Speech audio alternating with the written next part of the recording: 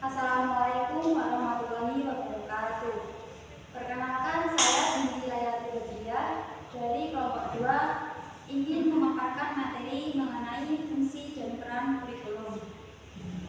Kurikulum memiliki fungsi dan peran urgent dalam dunia pendidikan, yaitu mempersiapkan peserta didik agar mereka dapat hidup di masyarakat. Jadi, bangunan kurikulum yang ada setelah dikembangkan disinkronkan dengan kebutuhan budaya, kebutuhan peserta didik dengan lingkungan. Nah, nanti itu berusaha mendekatkan peserta didik pada dunia nyata, yaitu dunia masyarakat. Dunia yang nanti akan digeluti oleh si peserta didik itu sendiri. Jadi, penting kiranya fungsi dan peran ini nanti dikaitkan dengan kebutuhan hidup di masyarakat. Kemudian, kurikulum dan pembelajaran memiliki beberapa fungsi. Yang pertama, yaitu fungsi bagi sekolah yang bersangkutan, di mana sebagai alat untuk mencapai tujuan-tujuan yang diinginkan dan sebagai pedoman dalam mengatur kegiatan pendidikan setiap hari. Hal ini dikarenakan sekolah dan dinas pendidikan mempunyai ruang lingkup yang lebih besar. Agar bisa mencapai tujuan pendidikan nasional, maka kurikulum dibutuhkan untuk menyeragamkan suatu pembelajaran yang dilaksanakan di sekolah tersebut. Yang kedua yaitu fungsi bagi guru. Kurikulum sebagai alat pedoman dalam implementasi proses pembelajaran. Jadi, nggak mungkin seorang guru masuk ke kelas dengan istilahnya tangan kosong ya, tanpa ada panduan terlebih dahulu. Seorang guru itu sudah memiliki materi yang teratur, memiliki metode yang terarah, dan memiliki sistem evaluasi yang tepat. Nah, ini semua ada di mana? Ya, ada di bangunan kurikulum yang sudah dikembangkan oleh tim pengembang maupun guru. Yang ketiga, fungsi bagi kepala sekolah. Kurikulum berfungsi untuk menyusun perencanaan dan program sekolah. Jadi, kepala sekolah itu misalnya mau membuat kalender pendidikan 1 tahun ke depan. Nah, itu perlu dilihat dulu bagaimana kurikulumnya. Kemudian nanti diturunkan menjadi kalender pendidikan. Selanjutnya, fungsi kurikulum bagi pengawas. Kurikulum berfungsi sebagai panduan dalam melaksanakan supervisi. Jadi, pengawas ini juga memiliki panduan yang tersusun dalam sebuah kurikulum. Dia melakukan tugasnya itu bagaimana untuk mengawasi jalannya pembelajaran di sekolah atau kegiatan. Selanjutnya, fungsi kurikulum bagi sekolah atau madrasah diantaranya yang pertama memelihara keseimbangan proses pendidikan dan penyiapan tenaga guru. Dengan mengetahui kurikulum yang digunakan oleh suatu sekolah dan madrasah tertentu, sekolah dan madrasah pada tingkat di atasnya dapat mengadakan penyesuaian di dalam kurikulum. Perguruan tinggi lembaga pendidikan tenaga kependidikan atau LPTK seperti FKIP atau STKIP berfungsi menyiapkan tenaga guru bagi sekolah dan madrasah yang berada di bawahnya. Selanjutnya, fungsi kurikulum bagi masyarakat. Kurikulum berfungsi sebagai pedoman untuk memberi bantuan bagi penyelenggaraan proses pendidikan sekolah. Dengan mengetahui kurikulum, tingkat satuan pendidikan masyarakat dan pengguna lulusan dapat memberi bantuan guna memperlancar pelaksanaan program pendidikan yang membutuhkan kerjasama dengan pihak orang tua. Nah, ini biasanya, yang ini ya banyak kekeliruan di masyarakat kita. Misalnya, Pak Ahmad menyekolahkan anaknya di sekolah nomor 1 di Tulungagung. Misalnya dengan akreditasi A, misalnya paling tinggi, nilainya paling tinggi.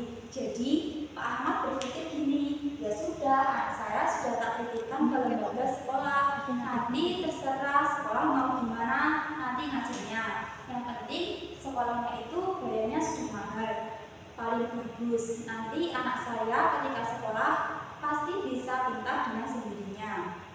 Nggak bisa gitu ya teman-teman. Jadi orang tua nggak bisa langsung menitipkan seperti itu anaknya di sekolah.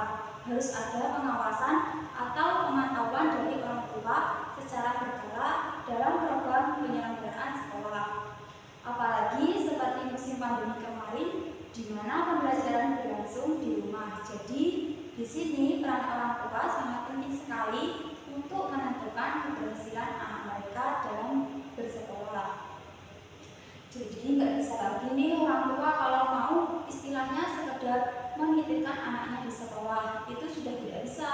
Kemudian di sini yang perlu kita garis bawahi, ketika di rumah harapannya orang tua tidak abai terhadap pembelajaran anak. Jadi silakan anaknya dipandu, dituntun bagaimana caranya untuk belajar secara daring. Seperti itu ya. Jadi tidak bisa nih seperti kalau saya sibuk kerja, jadi nanti saya biarin saja anak udah pegang HP aja. Nanti sekolahnya juga lihat dari HP, sudah kayak gitu nanti anakku pindah sendiri. Nggak bisa gitu. Jadi harus ada peran orang tua. Selanjutnya, fungsi kurikulum bagi siswa itu sendiri. Kurikulum berfungsi sebagai pedoman belajar. Melalui kurikulum, peserta didik atau siswa mampu memahami apa yang harus dicapai dan materi pembelajaran apa yang harus dikuasai. Jadi sistemnya terstruktur sampai untuk peserta didik atau siswa juga harus memiliki fungsi, yaitu sebagai pedoman belajar. Jadi kurikulum ini bersifat komprehensif, urut, runtut dari awal sampai akhir. Semuanya itu ada dalam bangunan kurikulum. Selain fungsi yang telah saya katakan tadi, Alexander Inglis dalam bukunya Principle of Secondary Education mengatakan bahwa kurikulum berfungsi sebagai fungsi penyesuaian, fungsi pengintegrasian, fungsi diferensiasi, fungsi persiapan, fungsi pemilihan, dan fungsi diagnostik. Yang pertama, fungsi penyesuaian. Setiap individu harus mampu menyesuaikan diri terhadap lingkungannya secara menyeluruh, karena lingkungan sendiri senantiasa berubah dan bersifat dinamis. Maka masing-masing individu pun harus memiliki kemampuan menyesuaikan diri secara dinamis pula. Yang kedua, fungsi integrasi. Kurikulum berfungsi mendidik pribadi-pribadi yang terintegrasi.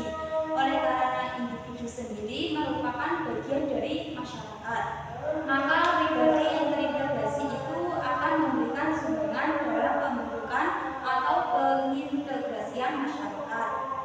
Yang ketiga, fungsi diferensiasi, yaitu kurikulum perlu memberikan pelayanan terhadap perbedaan di antara setiap orang di masyarakat.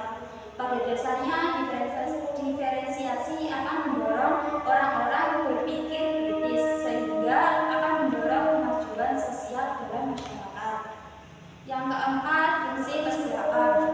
Kurikulum berfungsi mempersiapkan siswa agar mampu melanjutkan studi lebih lanjut untuk suatu jangkauan yang lebih jauh. Misalnya, melanjutkan studi ke sekolah yang lebih tinggi atau persiapan belajar di dalam masyarakat. Yang kelima, fungsi pemilihan. Perbedaan dan pemilihan adalah dua hal yang saling berkaitan. Pengakuan atas perbedaan berarti memberikan kesempatan bagi seseorang untuk memilih apa yang diinginkan dan menarik minatnya. Kedua hal tersebut merupakan kebutuhan bagi masyarakat yang menganut sistem demokratis. Yang keenam, fungsi diagnostik.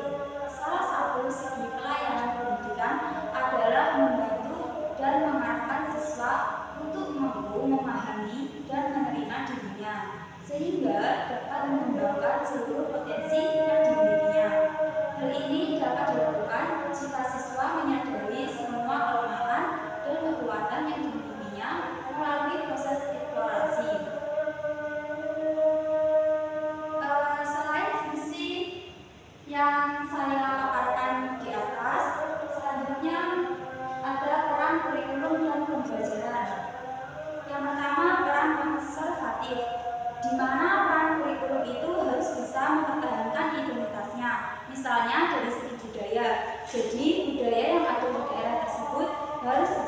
dimasukkan dalam kurikulum atau karakteristiknya itu apa.